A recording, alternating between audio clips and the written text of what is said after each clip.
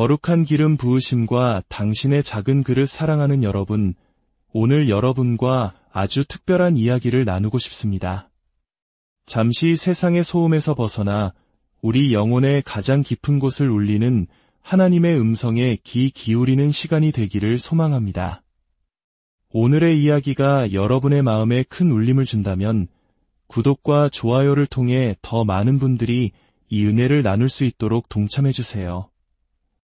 여러분의 작은 행동이 누군가에게는 큰 위로와 희망의 빛이 될 수 있습니다. 주님의 이름으로 여러분 모두를 축복합니다. 저는 예배하는 것을 참 좋아합니다. 그것은 제 삶의 가장 큰 기쁨입니다. 때로 예배 중에 혹은 고요한 기도의 시간에 저는 성령님의 부드러운 만지심을 느낍니다.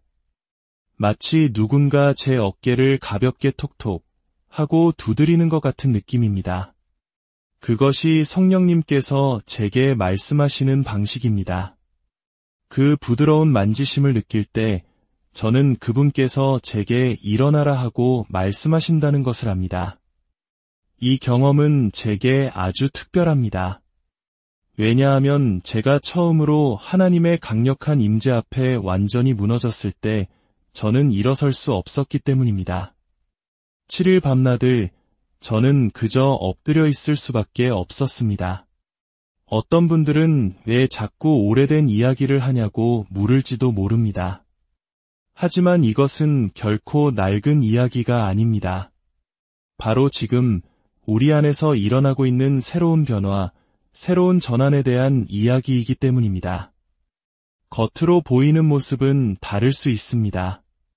하지만 본질은 같습니다. 모든 것은 기름에 관한 것입니다. 우리는 이 기름이 무엇을 의미하는지 깊이 깨달아야 합니다. 바로 성령의 기름 부으심입니다. 우리가 은밀한 곳에서 예수님과 얼굴을 맞대고 만날 때 그분은 우리에게 이 거룩한 기름을 부어주십니다. 그리고 우리는 그 마지막 날을 위해 기름을 준비한 지혜로운 자들로 발견되어야 합니다. 성령님을 사랑하십니까? 네, 우리 모두는 성령님을 사랑합니다. 지금은 인류 역사상 가장 위대한 시대입니다. 만약 제가 역사 속 어느 시대에 태어날지 선택할 수 있었다면 저는 주저없이 바로 지금, 바로 여기를 선택했을 것입니다. 지금이야말로 이 땅에 살아있기에 가장 좋은 때입니다. 어떤 면에서는 최악의 시간이지만 다른 면에서는 최고의 시간입니다. 마치 1950년대와 60년대 전쟁의 폐허와 극심한 가난 속에서 눈물로 씨앗을 뿌리셨던 우리 부모님, 조부모님 세대와 같습니다. 그분들은 가장 힘든 시기를 사셨지만 동시에 대한민국이라는 기적의 역사를 써 내려가신 위대한 세대였습니다. 바로 지금이 우리에게 그런 영적인 시대입니다.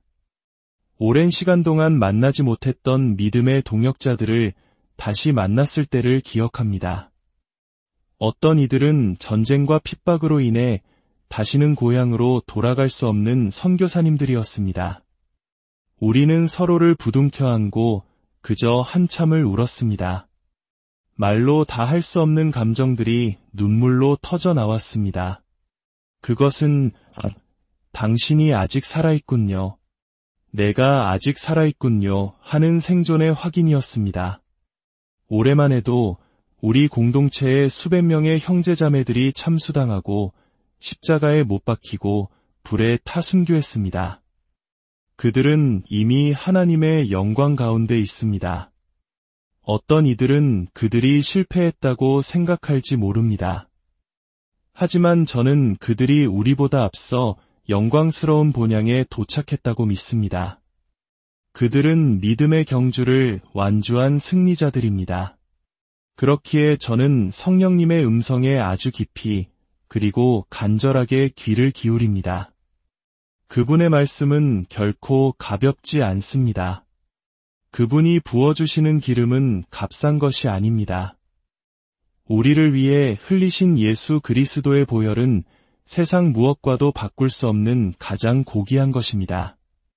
그리고 주님이 주시는 기쁨은 그 어떤 상황 속에서도 우리의 변치 않는 힘이 될 것입니다. 오늘 저는 여러분과 함께 열왕기하 4장의 말씀을 나누고 싶습니다. 선지자의 제자들 중 한 사람의 아내가 엘리사에게 부르짖었습니다. 당신의 종인 제 남편이 죽었습니다. 당신도 아시겠지만 그는 주님을 경외하는 사람이었습니다. 그런데 이제 빚쟁이가 찾아와 제 2 아들을 데려가 종으로 삼으려고 합니다. 상상해 보십시오. 남편은 죽고 남은 것은 갚을 수 없는 빚뿐입니다. 그리고 이제 눈에 넣어도 아프지 않을 2 아들마저 노예로 팔려갈 끔찍한 위기에 처한 한 여인의 절규를 말입니다. 그녀는 하나님께 화가 났을지도 모릅니다. 하나님의 약속은 어디 있느냐고, 선지자들의 예언은 다 어디로 갔냐고 원망했을 것입니다. 그녀의 마음은 슬픔과 고통, 분노로 산산조각 났을 것입니다. 그때 선지자 엘리사가 그녀에게 대답합니다. 내가 너를 위하여 어떻게 하랴? 참으로 따뜻한 위로의 말입니다. 하지만 그는 이어서 이해할 수 없는 질문을 던집니다. 내 집에 무엇이 있는지 내게 말하라. 가뭄과 굶주림이 극에 달한 상황에서 모든 것을 잃은 여인에게 내가 가진 것이 무엇이냐? 고 묻는 것은 어쩌면 잔인하게 들릴 수도 있습니다. 그녀는 아마 속으로 이렇게 생각했을 것입니다. 내게 남은 것이라고는 아무것도 없는데 이 절망뿐인데. 이 장면은 우리에게 예수님께서 광야에서 굶주린 수많은 무리를 보셨던 때를 떠올리게 합니다. 수만 명의 사람들이 굶주려 있는데 제자들이 가진 것은 어린아이의 도시락 하나, 보리떡 5개와 물고기 2마리뿐이었습니다. 상상해 보십시오. 그 광대한 무리 앞에 놓인 그 초라한 도시락을 말입니다.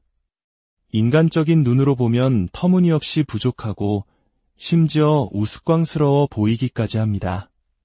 하지만 주님은 바로 그것을 찾으십니다. 그분은 우리에게 많은 것을 요구하지 않으십니다. 그러나 그분은 우리의 모든 것을 원하십니다. 당신이 가진 작은 도시락, 당신의 집에 남은 마지막 한 병의 기름, 그것이 아무리 보잘것없어 보여도 주님은 바로 그것을 통해 기적을 시작하십니다. 우리 모두는 주님의 손에 들린 작은 질그릇과 같습니다.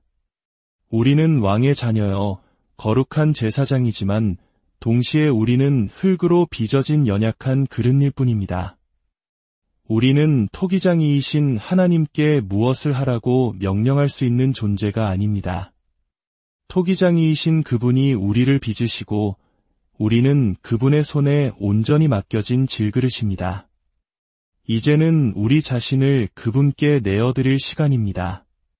거룩하게 구별된 그릇, 비어있는 그릇은 채워질 수 있습니다. 순종하는 그릇을 통해 성령의 기름이 흘러넘칠 수 있습니다. 여러분은 그런 그릇이 되기를 원하십니까? 내 손에 있는 것이 무엇이냐? 너무 많이 생각하지 마십시오. 당신이 가진 것을 생각하면 오히려 두려워질 수 있습니다. 당신의 재능, 당신의 시간, 당신의 작은 물질, 그것이 무엇이든 주님께 드리십시오. 당신의 작은 순종을 통해 하나님은 비어있는 모든 그릇을 채우고도 남는 놀라운 기름 부으심의 역사를 시작하실 것입니다. 사랑하는 주님, 이 말씀을 듣는 모든 이들을 축복하여 주옵소서. 우리 각자의 삶에 있는 마지막 남은 기름 한 병을 주님께 드립니다. 우리의 작은 오병이여 도시락을 주님 손에 올려드립니다. 우리가 연약한 질그릇님을 고백하오니 우리를 비우시고 성령의 거룩한 기름으로 충만하게 채워주옵소서. 그리하여 우리의 삶을 통해 주님의 능력이 흘러가고 굶주린 영혼들을 먹이며 절망에 빠진 이들에게 희망을 주는 축복의 통로로 사용하여 주옵소서. 예수 그리스도의 이름으로 간절히 기도드립니다.